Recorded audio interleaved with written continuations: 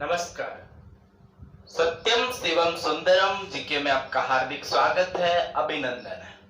हम भारतीय संविधान और राज्य व्यवस्था में भारतीय संघ की जो कार्यपालिका है, भाग 5 में कार्यपालिका में राष्ट्रपति और उपराष्ट्रपति के बारे में हमने पढ़ा। आज हम पढ़ेंगे मंत्री परिषद के बारे में। अगर आपने अभी तक मेरे चैनल को सब्सक्राइब नहीं किया है तो कृपया चैनल को सब्सक्राइब कर लें और बेल आइकन को प्रेस कर दें ताकि आने वाले वीडियो की नोटिफिकेशन आपको मिलती रहे। हमने जो टॉपिक का अध्ययन किया है ये हमने एकदम से क्रमिक ढंग से किया है। अगर आपने पीछे के वीडियो नहीं देखे हैं तो आप कृपया वीडियो देखें और उसके बाद में आप टोटल अपने जो नोट्स हैं वो आप प्रिपेयर रूप से तैयार करते रहें।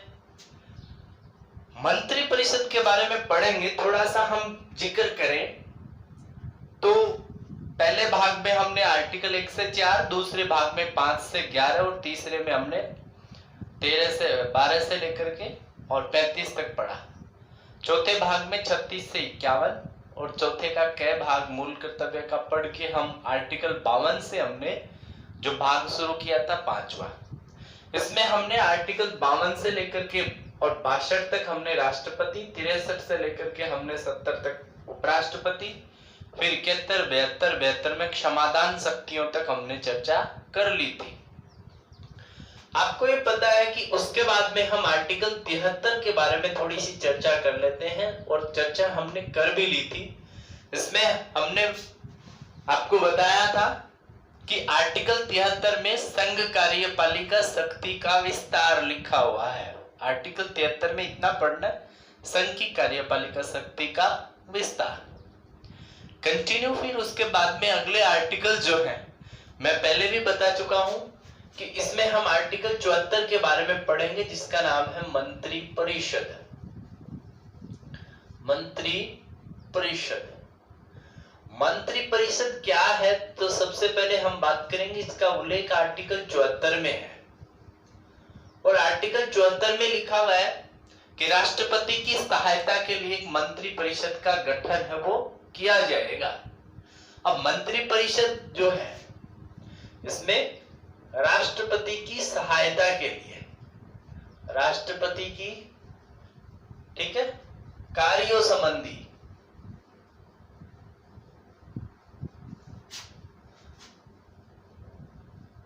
संचालन में सहायता हेतु मंत्री परिषद का गठन है वो किया जाएगा। अब ये मंत्री परिषद क्या होती है, क्या काम होते हैं, क्या योग्यता होती है, सारी चीजें इनके बारे में हम पढ़ेंगे। तो राष्ट्रपति की कार्यों संबंधी संचालन में सहायता हेतु मंत्री परिषद का गठन है वो किया जाता है। परंतु ये मंत्री परिषद का गठन कौन करता है तो इसका जो गठन है ये कौन करता है, राष्ट्रपति करता है। ये आपको याद रखना, मंत्री परिषद का गठन किसके द्वारा किया जाता है, राष्ट्रपति के द्वारा। परंतु ध्यान देने की बात है कि किसकी सिफारिश पर, तो सिफारिश जो है वो प्रधानमंत्री। प्रधानमंत्री क्या करता है, एक सूची देता है मंत्रियों की। तो इसमें आपको पता है कि आर्टिकल 75 में जो प्रधानमंत्री की नियुक्ति है, आप ये देखेंगे कि प्रधानमंत्री की नियुक्ति, हम प्रधानमंत्री अलग से टॉपिक पढ़ेंगे, तो प्रधानमंत्री की नियुक्ति है वो किसके द्वारा की जाती है, प्रधानमंत्री की नियुक्ति है वो राष्ट्रपति के द्वारा की जाती है। प्रधानमंत्री की नियुक्ति किसके द्वारा की जाती है, राष्ट्रपति करता है। और राष्ट्रपति जब प्रधानमंत्री की नियुक्ति करता है तब वो एक चीज देखता है कि अगर लोकसभा का जो चुनाव होता है, लोकसभा में जो बहुमत प्राप्त दल है, बहुमत प्राप्त दल के नेता जो है उस नेता को क्या बना देता है, प्रधानमंत्री पद के लिए आमंत्रित करता है। उसे बहुमत साबित, अगर बहुमत है, प्राप्त है तो उसके नेता को प्रधानमंत्री बना देंगे। अगर उस दल के नेता ने बहुमत प्राप्त नहीं किया है तो उसको, राष्ट्रपति को ये शक्ति है कि वो सब विवेक से किसी व्यक्ति को प्रधानमंत्री के लिए नियुक्त कर सकता है और उसे बहुमत साबित करने का मौका उसको दे सकता है। ये बात हम आगे करेंगे जब प्रधानमंत्री पढ़ेंगे तब। तो ये प्रधानमंत्री जिसकी नियुक्ति राष्ट्रपति करता है, ये प्रधानमंत्री क्या करता है, एक सूची देता है, किनकी, मंत्रियों की सूची देता है, और वो मंत्रियों की सूची देता है और ये मंत्रियों की नियुक्ति जो है वो किसके द्वारा की जाती है, राष्ट्रपति द्वारा की जाती है। राष्ट्रपति उन विभागों के जो मंत्री हैं वो तय करता है। अब क्या होती है मंत्री परिषद? आर्टिकल 53 में हमने देखा कि आर्टिकल 53 में कि संघ कार्यपालिका का प्रधान कौन होगा, राष्ट्रपति होगा, और कार्यपालिका शक्ति में संचालन, यहाँ आपको 53 प्लस 74 दोनों साथ में पढ़ने हैं। आर्टिकल 53 प्लस 74 इसलिए पढ़ने कि आर्टिकल 53 में कि संघ कार्यपालिका का प्रमुख कौन होगा, राष्ट्रपति होगा, और उसकी कार्यों के संबंध में सहायता में संचालन करने के लिए कौन होगी, मंत्री परिषद होगी। मंत्री परिषद का गठन कौन करेगा, राष्ट्रपति करेगा। किसकी सिफारिश पे करेगा, प्रधानमंत्री की। तो प्रधानमंत्री भी तो उन्हीं में से बनेगा ना। तो लोकसभा में जो बहुमत प्राप्त दल का नेता, जरूरी नहीं है कि वो जीत करके आए प्रधानमंत्री, हम बात करेंगे कि अगर वो किसी सदन का सदस्य नहीं है तो उसको मंत्री, प्रधानमंत्री है, वो बनाने के लिए उसको समय दिया जाएगा। प्रधानमंत्री बनाने के बाद उसको समय दिया जाएगा कि भैया आप अपना जो है इसमें सदन की सदस्यता स्वीकार कर ले, वो हम प्रधानमंत्री में पढ़ेंगे। अब ये जो है मैं आपको बताऊं कि मंत्री परिषद होती क्या, ये चीज आप नोट कर लें। उसके बाद में हम देखेंगे कि मंत्री परिषद जो है वो क्या है। तो मंत्री परिषद का जो चयन है, मंत्रियों का क्या किया जाएगा, चयन किया जाएगा। तो मंत्रियों का चयन कौन करेगा, प्रधानमंत्री एक सूची देगा राष्ट्रपति को, राष्ट्रपति उसमें सहमति देगा, स्वीकृति देगा और उनका चयन हो जाएगा। लेकिन किन व्यक्तियों को मंत्री बनाया जाएगा, तो मंत्रियों के लिए जो योग्यता है, तो मंत्रियों की योग्यता के संदर्भ में ये है कि उस व्यक्ति को मंत्री बनाया जाएगा जो किसी भी सदन का सदस्य है। पहली बात तो किसी भी सदन का मतलब चाहे वो लोकसभा हो चाहे राज्यसभा हो। अगर वो किसी सदन का सदस्य नहीं है तो भी उसे मंत्री बनाया जाएगा। अगर सदन का सदस्य नहीं है तो 6 माह के भीतर मंत्री बना देंगे उस व्यक्ति को। भी प्रधानमंत्री है वो राष्ट्रपति को सूची में दे देगा कि अमुक व्यक्ति को मंत्री बनाना, वह न लोकसभा का सदस्य न राज्यसभा का सदस्य। तो ऐसी कंडीशन में उस व्यक्ति को 6 माह के भीतर क्या लेना पड़ेगा, लोकसभा या राज्यसभा में से किसी की भी क्या लेनी पड़ेगी, सदस्यता लेनी पड़ेगी। मेंबर ऑफ पार्लियामेंट एमपी उसको बनना पड़ेगा। अगर वह व्यक्ति 6 माह के भीतर सदस्यता नहीं ले पाता है तो उसे मंत्री पद से क्या करना पड़ेगा, त्याग पत्र देना पड़ेगा। मंत्री पद से क्या देना पड़ेगा, उसको त्याग पत्र देना पड़ेगा। दूसरी बात, इसमें एक बड़ी इंपॉर्टेंट बात है, ये जो है अगर 6 माह के भीतर वो सदस्यता नहीं प्राप्त करता है तो यहाँ पे एक और इंपॉर्टेंट बात ये है, AR चौहान बनाम पंजाब राज्य एक मामला था, एक केस था, AR चौहान बनाम पंजाब राज्य। ये मामला जो है 2001 का है और इसमें ये जो है पंजाब हाई कोर्ट ने जो है ये एक फैसला सुनाते हुए कहा था कि अगर किसी व्यक्ति जो किसी सदन का सदस्य नहीं है, अगर हमने उसको मंत्री बना दिया तो उसके बाद में उस सदन की सदस्यता नहीं ले सकता, तो ऐसे व्यक्ति को दोबारा मंत्री नहीं बनाया जा सकता। तो ये भी आपको विशेष ध्यान रखना है। तो मंत्रियों की योग्यता क्या है, किसी सदन का सदस्य हो, नहीं है तो उसे 6 माह के भीतर सदन की सदस्यता लेनी पड़ेगी और प्रधानमंत्री का विश्वास पात्र हो। क्यों मंत्री बनाएगा कौन, प्रधानमंत्री बनाएगा, इसलिए प्रधानमंत्री का क्या हो, वो व्यक्ति विश्वास पात्र हो। बस यही मंत्रियों की क्या है, योग्यता है।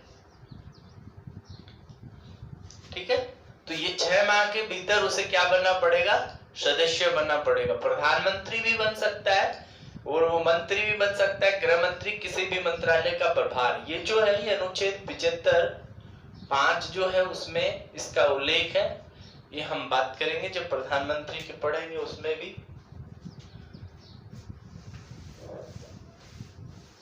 अब योग्यता जो है हमने देखा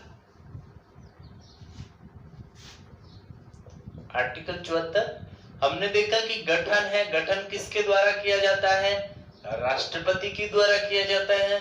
दूसरी बात हमने देखी कि इसके लिए योग्यता क्या है, तो योग्यता के बारे में हमने चर्चा की कि किसी सदन का सदस्य होना चाहिए, नहीं है तो भी। उसके बाद में अब ये मंत्री बन जाएंगे, मंत्रियों के बाद में क्या करेंगे, इनका शपथ ग्रहण का काम होगा। उसके बाद शपथ ग्रहण, तीसरा है शपथ ग्रहण। शपथ ग्रहण में क्या है कि मंत्रियों को शपथ ग्रहण करवाएगा, कौन करवाएगा, राष्ट्रपति। अब ध्यान देने की बात यह है कि इसमें राष्ट्रपति प्रधानमंत्री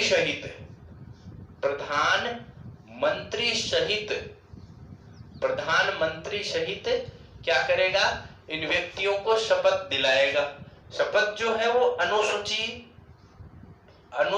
3 जो है, अनुसूची 3 के अनुसार, थोड़ा सा हम जिक्र करेंगे मंत्री परिषद क्या है, मंत्रियों के प्रकार, अभी जस्ट ही हम इसमें पढ़ेंगे। तो अनुसूची 3 जो है, अनुसूची 3 में जो शर्तें हैं उनके अनुसार उनको क्या दिलाई जाएगी, पद की शपथ और गोपनीयता की शपथ। ध्यान रखना कि मंत्री है वो किस चीज की शपथ लेते हैं, पद की शपथ और गोपनीयता की शपथ, कि अपने पद में अपने जो कर्तव्य है उनका निर्वहन करूंगा और जो काम हो रहा है संसद के भीतर उसकी गोपनीयता रखी जाएगी। तो पद और गोपनीयता की जो शपथ है वो प्रधानमंत्री सहित सभी प्रकार के मंत्री लेते हैं। तो अब जो है इनके शपथ ले ली, शपथ लेने के बाद यानी अपने अपने विभागों की ये शपथ लेंगे, परंतु इसमें ध्यान देने की बात यह है कि इसमें शामिल कौन होंगे। तो अभी जो चर्चा कर रहे हैं ना मंत्री परिषद, तो मंत्री जो परिषद होती है इसमें मंत्रियों के जो प्रकार होते हैं, मंत्रियों के प्रकार, ये आपको थोड़ा सा समझ लेना है। मंत्रियों के प्रकार समझेंगे तभी आप इसमें मंत्री परिषद, कि प्रधानमंत्री सहित सभी प्रकार के मंत्री हैं वो क्या कहलाते हैं, मंत्री परिषद कहलाते हैं। तो मंत्रियों के जो प्रकार हैं आप इसमें देखेंगे कि मुख्य रूप से इसके 4 प्रकार हैं। एक तो आता है कैबिनेट मंत्री, कैबिनेट मंत्री, यहाँ पे हम चाहे तो चौथा हम लिख सकते हैं कि मंत्रियों के प्रकार। तो आप देखेंगे मंत्रियों के जो प्रकार है उसमें एक तो आता है कैबिनेट मंत्री, दूसरा आता है राज्य मंत्री। इसमें राज्य मंत्री के 2 प्रकार आते हैं तो हम 2 राज्य मंत्री लिखेंगे, और तीसरा जो आता है वो आता है उप मंत्री। एक जो 5वां प्रकार और आता है उसको हम बोलते हैं संसदीय सचिव। ये आप याद रखना। मैं संसदीय सचिव के बारे में पहले ही आपको एक छोटी सी महत्वपूर्ण बात बता दूं कि ये संसदीय सचिव जो है ये इसका जो पद होता है ये संसद का कोई मंत्री नहीं होता। संसदीय जो कार्य संचालन में सहायता हेतु तो एक व्यक्ति की नियुक्ति की जाती है, जिसे 1967 के बाद संसदीय सचिव नाम का कोई पद है वो नहीं है। किसी व्यक्ति को संसदीय सचिव नहीं लगाया गया, केवल राज्य में है, ये राज्य में राज्य सचिव है। इस बात का आप ध्यान रखना। तो इसमें हम ये मंत्रियों के बारे में पढ़ेंगे। संसदीय सचिव भी मंत्रियों के समान ही होता है, परंतु ये 1967 के बाद नहीं है, तो हम इसको हटा देते हैं। अब आपको ध्यान रखना है कि मंत्रियों की कितनी श्रेणियां हैं, 4 श्रेणी। मंत्रियों के जो प्रकार है उसमें पहला प्रकार है कैबिनेट मंत्री। कैबिनेट मंत्री, ध्यान रखना कि कैबिनेट मंत्री है ये सबसे अधिक उच्च श्रेणी के मंत्री होते हैं। और ये जो मंत्री होते हैं कैबिनेट मंत्री, जो प्रधानमंत्री होता है, प्रधानमंत्री के साथ में जो बैठक होती है उस बैठक में कैबिनेट स्तर के मंत्री भाग लेते हैं। और यही जो कैबिनेट स्तर के मंत्री हैं ये मंत्री ही मंत्रिमंडल कहलाता है। तो कैबिनेट स्तर के जो मंत्री हैं उन्हें क्या कहा जाता है, मंत्रिमंडल भी कहा जाता है। सर्वाधिक उच्च श्रेणी के मंत्री होते हैं जिसमें प्रधानमंत्री सहित जो भी मंत्री होते हैं इनको क्या कहा जाता है, मंत्रिमंडल। अब ये केवल मंत्रिमंडल है कैबिनेट, बाकी कैबिनेट प्लस ये तीनों प्रकार के जो मंत्री हैं ये चारों जो है ये मिल जाएंगे तो फिर क्या कहलाएगी, वो मंत्रिपरिषद कहलाएगी। दूसरा है कि इसमें दूसरे किस्म के होते हैं राज्य मंत्री। तो राज्य मंत्री एक तो होते हैं स्वतंत्र प्रभार, ठीक है। दूसरे जो प्रकार के राज्य मंत्री होते हैं ये राज्य मंत्री होते हैं अधीनस्थ। इनको क्या है, ये कैबिनेट जो मंत्री होते हैं कैबिनेट के अधीन होते हैं, इनको स्वतंत्र प्रभार नहीं दिया जाता है। चौथे प्रकार के होते हैं उपमंत्री। आप देखेंगे कि चौथे प्रकार के मंत्री उपमंत्री। तो ये उपमंत्री जो हैं, उपमंत्री ये होते हैं प्रशिक्षणार्थी मंत्री। प्रशिक्षणार्थी यानी किसी मंत्रालय का इनको अनुभव देना होता है। ये नए जो व्यक्ति होते हैं जिनको मंत्रालय संबंधी जिम्मेदारियां दी जाती है ताकि आने वाले समय में ये मंत्रालय का काम है बखूबी अपना निभा सके। तो उपमंत्री जो होते हैं इनको ये जो लोग हैं ये अपना काम है ये देते हैं और इनका काम जो है ये उपमंत्रियों के द्वारा किया जाता है। जब इन चारों किस्म के जो मंत्री हैं, ये चारों किस्म के जो मंत्री हैं, इन चारों किस्म के मंत्रियों को जब मिला दिया जाता है, चारों किस्म के मंत्री यानी कैबिनेट मंत्री, इसमें जो मंत्रिमंडल है जिसे ये भी कहा जाता है राज्य मंत्री स्वतंत्र प्रभार और जो अधीन होते हैं और उपमंत्री होते हैं, इनको मिला लिया जाए तो फिर वो कहलाएगी मंत्री परिषद। क्या कहलाएगी, मंत्री परिषद कहलाएगी। तो ये आपको ध्यान रखना है कि मंत्री परिषद क्या होता है। तो मंत्री परिषद का गठन आर्टिकल 74 में राष्ट्रपति के द्वारा किया जाता है, क्योंकि राष्ट्रपति को कार्य संचालन संबंधी सहायता में जो कार्यपालिका का प्रधान होता है, तो लेकिन वास्तविक रूप से काम कौन करता है, प्रधानमंत्री और उनके मंत्री करते हैं। तो उनकी नियुक्ति राष्ट्रपति द्वारा की जाती है। कहां से करेगा राष्ट्रपति, तो इसके संदर्भ में मैंने बताया कि उनकी नियुक्ति बहुमत प्राप्त दल का जो नेता है वो प्रधानमंत्री को चुनेगा। प्रधानमंत्री सूची देगा कि इन व्यक्तियों को मंत्री बनाना है। उनकी योग्यता के संदर्भ में मैंने बताया कि किसी भी सदन का सदस्य होना चाहिए, नहीं है तो 6 माह के भीतर लिया जाएगा और अगर नहीं लेता है तो उसे मंत्री पद से त्याग पत्र देना पड़ेगा। शपथ ग्रहण जो है ये राष्ट्रपति करवाएगा, ठीक है, और पद और गोपनीयता की शपथ ली जाएगी। अब मंत्रियों के प्रकार हमने पढ़े हैं, इसमें सबसे पहले हम कैबिनेट स्तर के मंत्रियों के बारे में बात करेंगे। मैंने बताया कि उच्च श्रेणी के मंत्री हैं, प्रधानमंत्री की बैठक जो होती है वो इनके साथ में होती है, यही नहीं इनके साथ में भी होती है मंत्री परिषद के साथ, पर जो महत्वपूर्ण बैठकें होती है वो कैबिनेट स्तर की जो बैठक होती है यानी मंत्रिमंडल की बैठक होती है, इसे मंत्रिमंडल भी कहा जाता है। कैबिनेट जो शब्द है या आप इसमें देखेंगे कैबिनेट शब्द में जो केबिन शब्द है, केबिन से लिया गया। केबिन आप लोगों ने बसें सुनी होंगी, बसों में केबिन होता है, केबिन में ड्राइवर होता है और ड्राइवर केबिन ही पूरी बस के कार्यों का संचालन करती है। उसी में ही हॉर्न होता है, स्टीयरिंग होता है, ब्रेक होता है, गियर होता है, उसके जो डिपर होते हैं, हाईलाइट होती है या अन्य किसी भी प्रकार के एक्सेसरीज होती है प्लस में, उसमें वही व्यक्ति बैठते हैं जो ज्यादातर वही व्यक्ति बैठते हैं जो उस ड्राइवर के नजदीकी हो, रिश्तेदार हो, पड़ोसी हो, जान पहचान की हो या खास हो।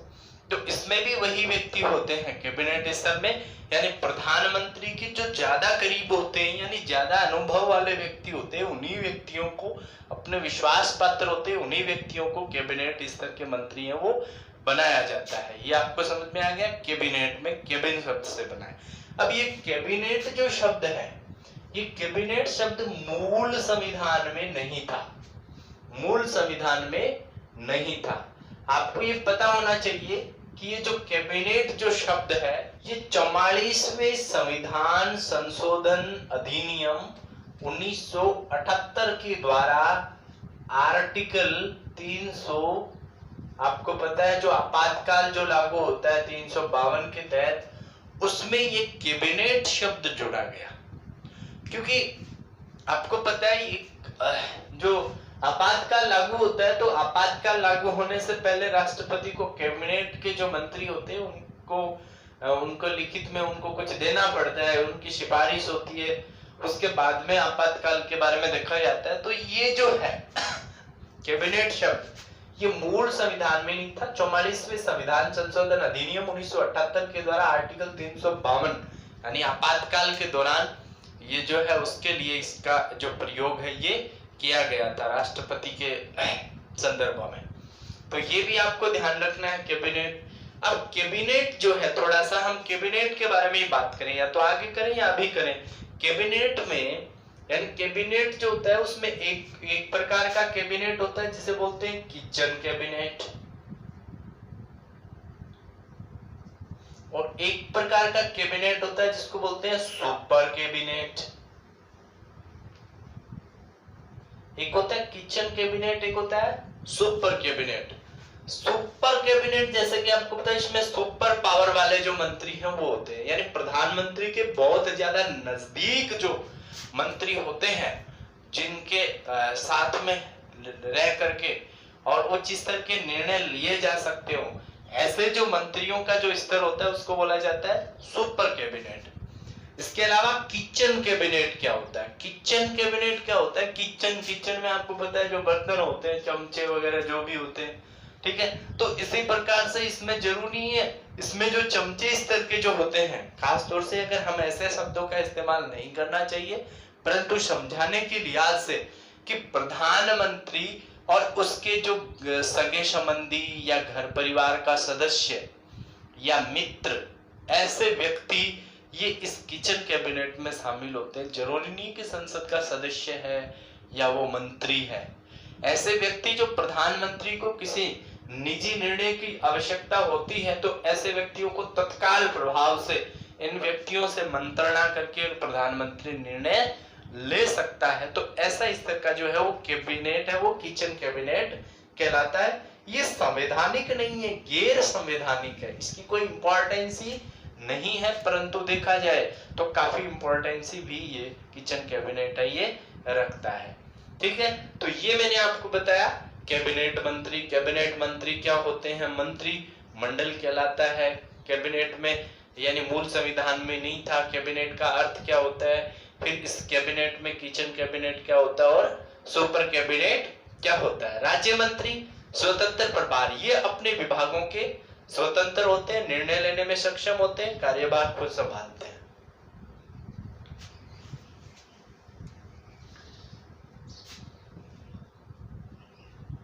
दूसरे स्तर के जो हैं ये इसमें राज्य स्तर के मंत्री, और दूसरे ये अधीन मंत्री होते हैं, और ये प्रशिक्षणार्थी मंत्री, ये हमने इसमें पढ़ा है।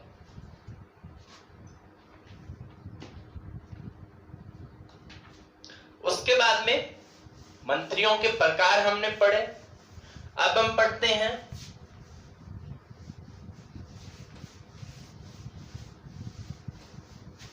मंत्रियों का कार्यकाल। इनका कार्यकाल पढ़ते हैं। अब ध्यान रखना कि जो लोकसभा है, लोकसभा के सदस्य के नाते जो व्यक्ति चुन करके आते हैं, या राज्यसभा के सदस्य के नाते चुन के आते हैं, तब उनका जो कार्यकाल है ये 5 वर्ष का या 6 वर्ष का होता है सदन में। परंतु मंत्रियों का कार्यकाल कब तक है? मंत्री परिषद के कार्यकाल के बारे में बात करें कि जब तक प्रधानमंत्री का लोकसभा में विश्वास है तब तक। पहली बात तो यह है कि उनका कार्यकाल तब तक रहेगा जब प्रधानमंत्री का लोकसभा में विश्वास है। परंतु मंत्री परिषद से जो इकलौता मंत्री है, किसी एक मंत्री को है वो प्रधानमंत्री है वो हटा सकता है, ठीक है। तो कार्यकाल में दूसरी बात कि प्रधानमंत्री का लोकसभा में जब तक विश्वास है, यानी बहुमत प्राप्त दल का, तब तक। ये कब तक है विश्वास? जब लोकसभा का अधिकतम जो कार्यकाल है, अधिकतम ये कब तक है? 5 वर्ष। तो मंत्री परिषद का अधिकतम कार्यकाल है वो 5 वर्ष है। परंतु अगर मंत्री परिषद अगर यहाँ पे लोकसभा पे विश्वास मत प्राप्त नहीं होता है या किसी कारणवश विश्वास मत टूट जाता है, तो ऐसी कंडीशन में मंत्री परिषद बर्खास्त हो जाता है, मंत्री परिषद टूट जाता है। इनके अलावा व्यक्तिगत रूप से, यानी इकलौते मंत्री के बारे में बात कर रहे थे हम लोग, इकलौता या व्यक्तिगत रूप से जो मंत्री है उसका जो कार्यकाल है वो किस पर डिपेंड करता है?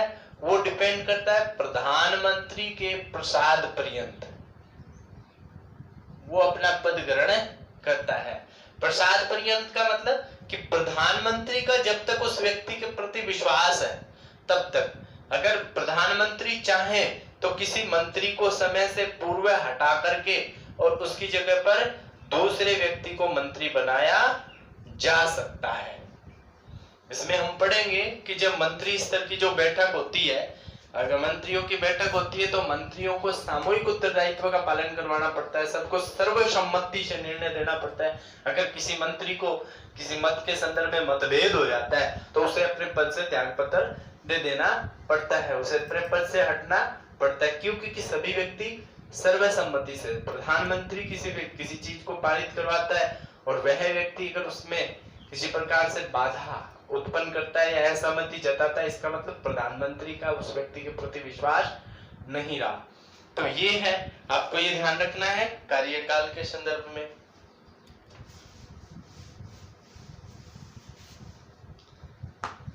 अगली बात करते हैं हम लोग, छठी बात करते हैं मंत्री परिषद का आकार। तो आप ध्यान रखेंगे कि जो मंत्री परिषद का जो आकार है, मंत्री परिषद का आकार कितना बड़ा होगा। तो यहां ध्यान देने की बात यह है कि प्रधानमंत्री सहित जो कुल मंत्री जो होंगे वो कितने होंगे, प्रधानमंत्री सहित कुल मंत्री कितने होंगे, तो वो जो लोकसभा है, लोकसभा में कुल जो सदस्य हैं, कुल सदस्य संख्या के, कुल सदस्यों के 15% से अधिक नहीं होंगे। यानी जितने लोकसभा में कुल सदस्य हैं, आपको पता है लोकसभा में जो कुल सदस्य हैं अपने, वो लोकसभा की अधिकतम जो सीटें हैं लोकसभा की वो 552 हैं, आपको पता होना चाहिए। वर्तमान में ये 545 हैं। तो ये जो वर्तमान में लोकसभा के कुल सदस्यों की जो संख्या है वो कितनी नहीं हो सकती, इनकी 15% से अधिक नहीं हो सकती, अर्थात 83 से ज्यादा मंत्री नहीं हो सकते। कुल जो मंत्री होंगे, टोटल जो मंत्री होंगे प्रधानमंत्री सहित, उनकी संख्या कितनी होगी, 83 से ज्यादा नहीं होगी, यानी 15% से अधिक नहीं होंगी। तो कुल सदस्य संख्या के 15% से अधिक नहीं होंगी। ये मंत्री परिषद का क्या होता है, आकार होता है। ठीक है, ये जो बात है ये कब, तो ये जो है ये 91वें जो संविधान संशोधन अधिनियम 2003 की द्वारा ये बात है ये जोड़ी गई थी कि मंत्रियों की कुल संख्या है वो कितने से अधिक नहीं होगी, 15% से अधिक नहीं होगी लोकसभा के। तो 91वें संविधान संशोधन अधिनियम 2003 के द्वारा ये प्रावधान किया गया था। इसके बाद में हम बात करते हैं, हमने पहले भी चर्चा की इसके बारे में कि जो मंत्री परिषद है, मंत्री परिषद, उसकी अगली बात है कि मंत्री परिषद ये क्या होती है, ये सामूहिक रूप से क्या होती है, सामूहिक उत्तरदायित्व इनका होता है। तो मंत्री परिषद के संदर्भ में सामूहिक उत्तरदायित्व क्या है कि सभी मंत्री जो हैं, सभी मंत्री क्या होते हैं, एक दूसरे के प्रति उत्तरदायी होते हैं। यानी कहने का मतलब है कि अगर सदन में किसी एक मंत्री के खिलाफ अविश्वास आ गया तो इसका मतलब वो सभी के खिलाफ ही अविश्वास माना जाएगा। ऐसे ही इनके संदर्भ में एक कथन है, वो कहा जाता है कि सभी मंत्री एक साथ तैरते हैं और एक साथ ही डूबते हैं। तो ये जो सामूहिक उत्तरदायित्व इनका होता है कि सभी एक दूसरे के प्रति क्या होते हैं, उत्तरदायी होते हैं। अगली बात करते हैं इनकी कार्य प्रणाली, कि कार्य किस प्रकार से, इनकी कार्य प्रणाली के बारे में बात करते हैं कि क्या क्या काम इनका होता है।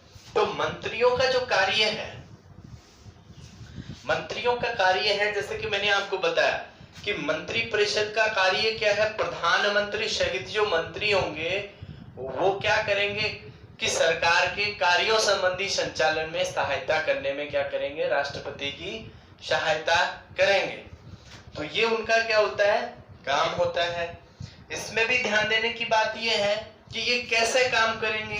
तो ये काम करेंगे जैसे प्रधानमंत्री है, प्रधानमंत्री के साथ में क्या होगी, बैठक होगी, प्रधानमंत्री के साथ बैठक होगी। किसकी होगी, वो मंत्री स्तर की बैठक होगी। अब मंत्री स्तर में मैंने आपको बताया कि एक तो बैठक जो है वो हो सकती है मंत्री परिषद की, और दूसरी बैठक जो होती है वो होती है मंत्री मंडल की। मंत्रिमंडल में तो सिर्फ कैबिनेट मंत्री ही भाग लेंगे, और मंत्री परिषद में सभी जो मंत्री हैं, कैबिनेट मंत्री, राज्य मंत्री, दोनों प्रकार के उपमंत्री, तो ये सभी मंत्री हैं, ये मंत्री परिषद की बैठक में भाग लेंगे। अगर मंत्री परिषद की बैठक हो रही है इनमें प्रधानमंत्री के साथ में, तो किसी कोरम की आवश्यकता नहीं है, गणपूर्ति की आवश्यकता नहीं है। जितने मंत्री उपलब्ध हैं, जितने मौजूद हैं, जितने आए हैं, जितने उपस्थित हैं, उन मंत्रियों के साथ प्रधानमंत्री की बैठक हो जाती है। प्रधानमंत्री जब चाहे तब इनकी बैठक है उसका आयोजन करवा सकता है। ठीक है, प्रधानमंत्री ही बैठक की क्या करता है, अध्यक्षता करता है। इसके अलावा जैसे कि मैंने पहले भी आपको बताया कि जो भी निर्णय होगा वो कैसे होगा, सर्वसम्मति से होगा। अगर सर्वसम्मति से नहीं है, कोई व्यक्ति है, कोई मंत्री है, वो किसी मंत्रणा के संदर्भ में उसका मत है वो उसके समर्थन में नहीं है, तो उसको क्या करना पड़ेगा, अपना त्याग पत्र देना पड़ेगा। ऐसे बहुत बार हुआ है। सर्वप्रथम 1950 में श्यामा प्रसाद मुखर्जी के द्वारा ऐसा है वो त्याग पत्र दिया था, जब कैबिनेट स्तर की ये जो मंत्री परिषद की जो बैठक थी उसमें। नहीं तो ये याद रखना, श्यामा प्रसाद मुखर्जी ने क्या दिया था, सर्वप्रथम त्याग पत्र है ये दिया था। तो ये जो है ये है मंत्री परिषद की कार्य प्रणाली, जिसमें प्रधानमंत्री के साथ में मंत्री परिषद की बैठक होते हैं। बैठक दो प्रकार की होती है, मंत्री परिषद की जिसमें सारे मंत्री होते हैं, मंत्री जो मंडल की जो बैठक होती है उसमें केवल कैबिनेट स्तर के मंत्री और प्रधानमंत्री। बैठक की अध्यक्षता प्रधानमंत्री द्वारा ही की जाती है। जो भी निर्णय होंगे वो सर्वसम्मति से होंगे, कोरम की आवश्यकता नहीं है। सर्वसम्मति का मतलब कि सारे लोगों का मत एक जैसा ही होगा, सभी व्यक्ति उस पर हस्ताक्षर करेंगे कि मैं इसके समर्थन में हूँ। और अगर किसी व्यक्ति समर्थन में नहीं है तो उसे अपने मंत्री पद से क्या करना पड़ेगा, त्याग पत्र देना पड़ेगा। ये उसकी कार्य प्रणाली। इसके अलावा एक और महत्वपूर्ण बात है कि जो मंत्री हैं, मंत्रियों को कार्य कौन विभाजित करता है इनका। तो मैंने आपको पहले ही बताया कि राष्ट्रपति इनका जो नियुक्ति करता है, गठन करता है प्रधानमंत्री की सलाह से। तो प्रधानमंत्री की सलाह से तो करता है, परंतु ये जो मंत्री होते हैं, सरकार कार्य आवंटन अधिनियम 1961 जो है, सरकार कार्य आवंटन अधिनियम 1961 बनाया गया। इस अधिनियम में ये जो मंत्री हैं उनमें उनके कामों के बंटवारे के संदर्भ में उल्लेख है वो इसमें किया गया है कि किस मंत्री को क्या क्या काम है वो दिया जाएगा। अब इसमें जो है एक और महत्वपूर्ण बात ये है कि जो कैबिनेट का जो मंत्री स्तर होता है, इसमें कुछ कैबिनेट समितियां भी होती हैं। हम संसदीय समितियों के बारे में बात अलग से करेंगे, कैबिनेट समितियों के बारे में अलग से बात करेंगे। तो कैबिनेट स्तर की जो समितियां हैं वो ये संवैधानिक समिति नहीं है, ये ध्यान रखना कि संविधान में उल्लेख नहीं है, परंतु प्रधानमंत्री के द्वारा ये जो मैंने आपको अधिनियम बताया था, उस अधिनियम के द्वारा ये जो प्रधानमंत्री के द्वारा ये समितियां हैं, ये समितियां बनाई जाती हैं। दूसरी बात है कि प्रधानमंत्री जिस समिति में होगा उस समिति का अध्यक्ष भी प्रधानमंत्री ही होगा। तो कुछ जो समितियां हैं संसद इसकी कैबिनेट स्तर की समितियां, उन समितियों के बारे में हम पढ़ लेते हैं कि ये जो है ये समितियां होती हैं। आर्थिक मामलों से संबंधित जो समिति जो होती है एक, दूसरी राजनीतिक मामलों से संबंधित होती है, तीसरी WTO यानी विश्व व्यापार संगठन से संबंधित समिति होती है, मूल्य संबंधी समिति होती है, निवेश संबंधी होती है, विशिष्ट पहचान यूनिक जो आइडेंटिफाई होते हैं जैसे हमारे पहचान के लिए आधार कार्ड है, ठीक है, संसदीय मामलों से संबंधित है, आवास से संबंधित है, नियुक्ति से संबंधित है और सुरक्षा से संबंधित है। तो ध्यान देने की बात यह है, इसमें ध्यान देने की बात है कि आर्थिक मामलों से संबंधित, राजनीतिक मामलों से संबंधित और नियुक्ति से संबंधित जो समितियां हैं उनका जो अध्यक्ष होता है वो कौन होता है? PM होता है, प्रधानमंत्री होता है। ये विशेष ध्यान रखना। मैंने आपको बताया कि जिस समिति में, जिस कैबिनेट समिति में स्वयं प्रधानमंत्री होगा उसका अध्यक्ष भी कौन होगा? प्रधानमंत्री, प्राइम मिनिस्टर ही होगा। एक ध्यान रखना कि संसदीय जो मामले होते हैं, मामलों से संबंधित जो समिति होते हैं उसका अध्यक्ष कौन होता है? वो गृह मंत्री होता है, होम मिनिस्टर होता है, HM होता है। इनके अलावा अन्य जो समिति है उनमें से कैबिनेट स्तर के किसी भी मंत्री को, जो किसी भी जो है उसका प्रभार उसको दिया गया है, उससे प्रभारी को इन समितियों का, जो कैबिनेट स्तर की समितियां हैं, इन समितियों की क्या बना सकता है? उनका अध्यक्ष उनको नियुक्त किया जा सकता है। तो आर्थिक मामलों से, राजनीतिक मामलों से, विश्व व्यापार संगठन के मामलों से, मूल्य संबंधी मामलों से, निवेश संबंधी, विशिष्ट पहचान से संबंधित, संसदीय मामलों से, आवास, नियुक्ति संबंधी और सुरक्षा से संबंधित, ये 10 प्रकार की जो समितियां हैं वर्तमान में कैबिनेट स्तर की समितियां हैं। तो इसमें हमने जो है मंत्री परिषद के बारे में इसमें हमने इस टॉपिक में चर्चा की है, जिसमें हमने पढ़ा कि मंत्री क्या होते हैं, मंत्रियों की कितनी श्रेणियां होती है, मंत्री परिषद क्या होता है, उत्तरदायित्व क्या होता है, कार्यकाल, नियुक्ति, योग्यता, इनकी बैठकें, इन सब के बारे में हमने विस्तार से चर्चा की है। आगे के टॉपिक में हम पढ़ेंगे प्रधानमंत्री। धन्यवाद।